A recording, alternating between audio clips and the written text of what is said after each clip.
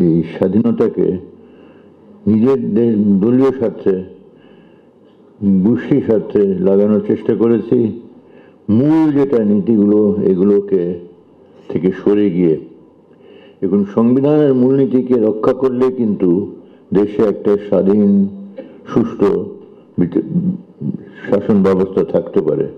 সেটাকে রক্ষা করার পূর্বশর্ত হলো যে আমরা আইনজীবীদের মধ্যে মূলনীতিগুলোর ব্যাপার নিয়ে যেন কোনো আমরা দ্বিমত না হয়, বিতর্ক না হয়, এটাকে আমরা অপব্যাখ্যা না করি।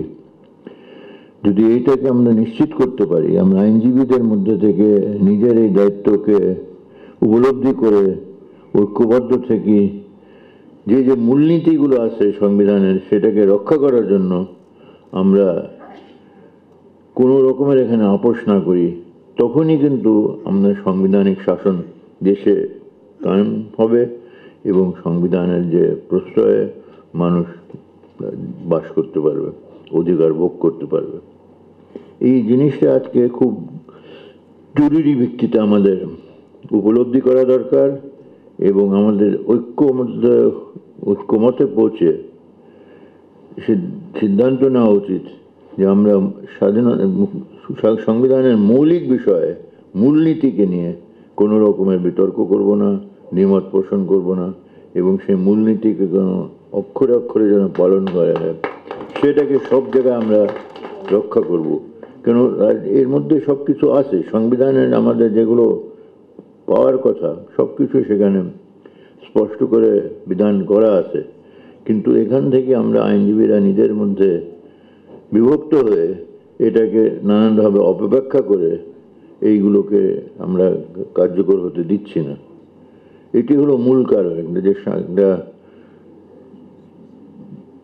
এই সমষ্টিগতভাবে আমাদের সমাজ ব্যবস্থা, শাসন ব্যবস্থা এই ক্রাইসিসের মধ্যে পড়ে গেছে যে মূল নীতিকে না মেনে এখানে আমরা চেষ্টা করছি দেশ শাসন করতে। তো এটা সম্ভব না। এটা যদি সুশাসন চায়, যদি সাংবিধানিক শাসন চায়, তখন তো আমাদের এই মূলনীতিকে অক্ষরে অক্ষরে শ্রদ্ধা করতে হবে, পালন করতে হবে এবং যতই কঠিন হোক না কেন এখান থেকে আমরা কোনোভাবে যেন সরে না যাই, আপোষ না করি। তো এই হলো মূল আমাদের এই কঠিন যে অবস্থা যাচ্ছে, যে সংকটের মধ্যে আমরা বাস করছি, এর মূল কারণ হলো এটাই যে আমরা সংবিধানের যে মূল নীতিগুলো আছে এটার প্রতি শ্রদ্ধাশীল থাকছে না। এইগুলোকে সবাই যেন মেনে তাদের দায়িত্ব পালন করে সেটা নিশ্চিত করার ব্যাপারে আমাদের যেটা করণীয় সেটা করছি না। তো সেই ব্যাপারে আমি বলবো যে আমরা আসেন সংবিধানকে হাতে রেখে দেখি যে কোন কোন ব্যাপারে এইগুলো পালন হচ্ছে না, সেগুলো যেন যাদের পালন করার কথা তারা যেন পালন করে এবং না পালন করলে তাদেরকে সরিয়ে দেওয়া হোক। যেন সংবিধানে যে পদে যারা থাকেন তারা তো শপথ নিয়ে থাকেন যে তারা এই সংবিধানকে অক্ষরে অক্ষরে পালন করবেন। তারা যদি তাদের শপথ ভঙ্গ করে সেখান থেকে সরে যায় তখন তো সংবিধানও থাকে না, সাংবিধানিক শাসনও থাকে না, সুশাসনও থাকে না এবং যেটা পাচ্ছেন সেটাই আমরা তখন পেতে থাকব, যে বিভিন্ন রকমের দুর্নীতি, বিভিন্ন রকমের অপশক্তি যে কার্যকলাপ, এইগুলো থেকে দেশের শাসন কে ভুল পথে নেওয়া হচ্ছে, যে কারণে এই সংকটের পর সংকট আমরা লক্ষ্য করছি।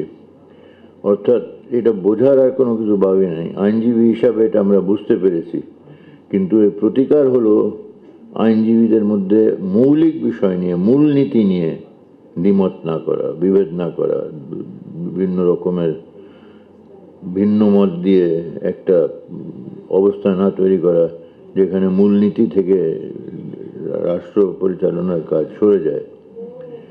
এই জিনিসটা আমরা মনে রাখতে হবে। যে চারিদিকে একটু তাকিয়ে দেখেন যে কোথায় কোথায় এইগুলো মূলনীতি থেকে আমরা সরে যাচ্ছি, আমরা এগুলোকে পালন না করে বরং উল্টাটা করছি এবং কায়দা করে বুদ্ধি করে কিভাবে সরে যাওয়া যায় এইগুলো বুদ্ধি কায়দা করে আমরা আমাদের, তো সেগুলো আমরা করছি যে কিভাবে এটাকে পাশ কাটিয়ে আমরা আমাদের দেশ শাসন হতে থাকুক।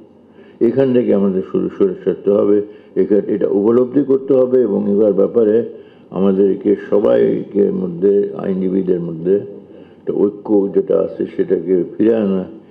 সব ব্যাপারে ঐক্য হবে না, আমার নিশ্চয়ই বিভিন্ন দ্বিমত থাকতে পারে, কিন্তু মৌলিক বিষয়, মূলনীতির বিষয়, সংবিধানের মূলনীতির বিষয়ে আমাদের একটা অভিন্ন যেটা ঐক্য, সেটা আমরা সেখানে পালন করব এবং সেটাকে পালন করে আমরা ঐক্যবদ্ধ হয়ে সেটাকে কার্যকর করার জন্য আমাদের যেটা করণীয় আমরা করব এবং আমার দায়িত্ব পালন করব।